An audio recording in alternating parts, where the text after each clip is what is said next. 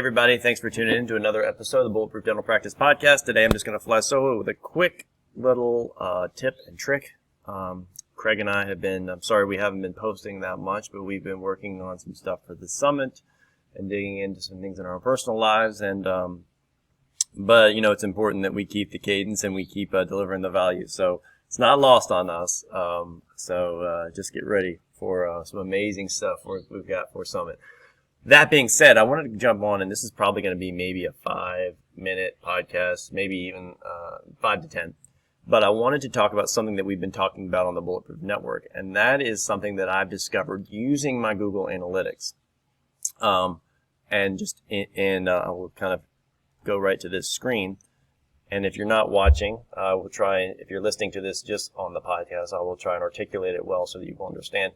You can log into your analytics screen, and what you will see is on the home screen of the page that you're tracking, you will see something right here that I'm circling, and it's when do your users visit? And I've been using this as some intel to make sure that we are good to go in terms of having people on the phones. So I'm going to talk about two things right now. Number one is being augmented enough with your phone team to make sure that you can cover the calls for call volume, right? And using this analytics to actually reinforce your phone team and having enough people. Maybe you want to increase it by 50% during these times that you're finding you're having the most web visitors. Because as I've seen in our practice, there's a direct correlation to the amount of website visits as there is calls, okay? So looking at our data here, in the last 30 days, you know, the stronger the blue is the more intense amount of web visits. So the users by time of day. And as you can see let's see, Monday around 1 p.m., we've had 419 users in this area. So you can imagine the amount of augment, so we have fortified our phones to kind of support this region. These darker blue areas are when you're having more call volumes. But as you can see, like on Friday, not as much phone volume. Really not as much on Monday either until about lunch, okay, or 1 p.m. And then Tuesday and Wednesday, kind of all throughout the day, there's up until lunch. So if you could use some of this intel, like I said, to help fortify your phone team, you won't be missing those calls, because as we've seen in our modern day society, people are very, very impatient. If for instance, they're calling during some of these busy times on your own analytics and someone is not picking up the phone, or it's going to voicemail, or saying, hey, we'll call you back, or worse, it's just going and ringing and ringing and ringing, that people will all of a sudden go back to Google and they'll say, okay, who's next? And so that's kind of the worst case scenario, right? You never want someone to just give up on you because they couldn't make contact. So the other thing I want to focus on is sometimes that happens because there's a clog in your phones. Meaning, have you ever had that employee that says, well, I got the new patient phone call, and then you look at the time that it took and it was 40 minutes. So imagine sidelining that one person and getting one new patient call 40 minutes. It's great. You can celebrate the win that now they got a new patient, but 40 minutes is not, it can't exist like that at scale. So I'm all about customer service, right? We have a fee-for-service practice. We are all about touch points. We are also all about efficiency and systems. Last month was actually our highest. I want to give kudos to my team. It's just because of these systems and because of creating efficiency, the team is well versed at onboarding people, and so my job is to kind of leverage the traffic, and their job is to help kind of onboard people in a high touch, high feel, high capacity, high volume. So last month we got over around 350 new patients, and for any fee for service practices out there listening, you know how hard that is to do. But it wasn't until I made the discovery that, man, we're missing a lot of calls in these certain times. So a couple other quick points I want to bring to everyone's attention is. Let's see if I can move this over. Sorry for you. It is efficient onboarding. Okay. Now, this is something that I think is important to talk about because, like I said, the 40-minute phone calls of getting a new patient just isn't reality, and that can't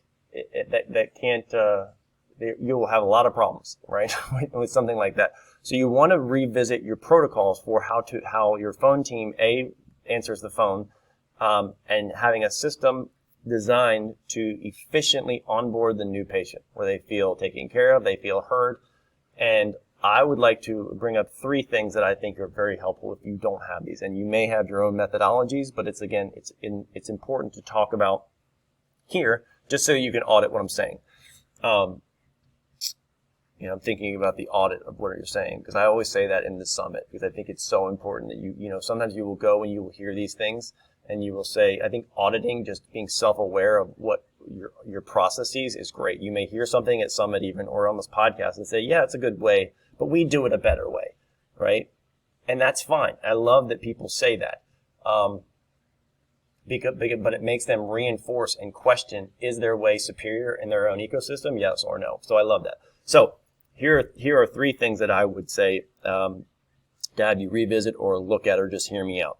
One is, make sure that your phone team is staying in control of the conversation. And by control, I don't mean that in a negative connotation. I just mean make sure that there's control. But in doing that, you want to make sure that the patient on the other end feels like they have autonomous control in what they're doing. So a good way to control the conversation isn't just you want to have the team kind of have some scripts built out so that they know that they can leave the patient in control. And a lot of times, people feel in control when they are answering questions. But that comes across from the phone team. So the phone team would say, hey, Mrs. Jones, it's nice to meet you, all these things, right? And then start going into, well, I'd like to be a new patient. Do you accept these? And you get through the formalities. And they say, well, what location works best for you in a multi-location, right? And then they get to dictate what they want to go. Okay, do mornings or afternoons? I like mornings. Okay, what about March 15th or March 31st at that location? And so the patient feels like they're in control, but all along you're kind of driving the dialogue, right? And so there's other things, but that keeps the thing efficient as opposed to just kind of meandering around the conversation and trying to form a relationship with Mrs. Jones. You're going on points, which brings me to my second one, which is a script. Scripts are not made to be robotic. Scripts are just to form a scaffolding so that there is a direction. And I think a script is important to have as a system that you've designed, that you think is efficient, that you think, here's the perfect phone call, so that person on the phone can kind of look up and all of a sudden say, oh man, I've gotten off track a little bit. Let's get Mrs. Jones back on track because I see these phone lines are lighting up. It's lunch it's Monday at 2 p.m. and I know there's a massive amount of traffic coming and I need to onboard Mrs. Jones without her feeling rushed. And then the third thing I would recommend to everyone is a lot of times people are asking questions because you've done a poor job or we've done a poor job of communicating a lot of the frequently asked questions or things that you could have answered either on social or you could have answered it on your website in just a frequently asked questions scenario or creating videos on this. I used to quiz my phone team on like, what are the things that you get asked all the time? And we kind of created a list of those. And so those actually served as video things or topics we would put on our FAQs because a lot of times people will visit that. Like think about you as a consumer. You will try and find answers to things, because the last thing you want to do is have long phone conversations. So you will try and look for questions, answers to your questions on FAQ or throughout the website. And if you can step in front of the things that your phone team is going to be getting on a recurring daily basis, like imagine how exhausting that is for them to get the same question over and over and over again, call after call. So if we can step in front of that and record something one time or put it on the website one time and step in front of that, that helps you scale your onboarding abilities. And with that, it's under 10 minutes. I hope you all have a beautiful day. Don't forget, join our network, bulletproof.dental. Don't forget, check out our summit, bulletproofsummit.com. I think there's about 50 spots left in total. And that's it. Hope everyone has a great day, and we will see you soon.